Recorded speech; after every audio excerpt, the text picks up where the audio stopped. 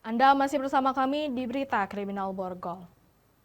Hendak berwudu di tepi Sungai Biduk, seorang lansia di Kabupaten Musi Banyuasin diserang buaya liar hingga tubuh korban diseret ke dalam air.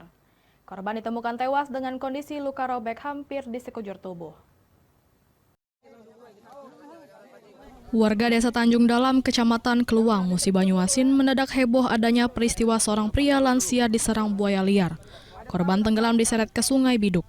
Peristiwa itu terjadi 25 Maret 2024 pada maghrib kemarin usai berbuka puasa. Saat itu korban sedang berwudu di aliran sungai. Korban yang tak kunjung pulang dan keluarga pun merasa cemas dan mencari keberadaan Samsudin 60 tahun yang hilang diterkam buaya.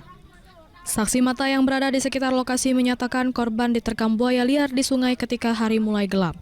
Warga berdatangan ke lokasi dan membantu mencari keberadaan korban yang tenggelam di sungai. Evakuasi korban dilakukan warga hingga jeritan histeris keluarga. Yang bersangkutan sedang mau mengambil wudhu di pinggir sungai. Untuk mayat, alhamdulillah sudah ditemukan dan sedang diidentifikasi.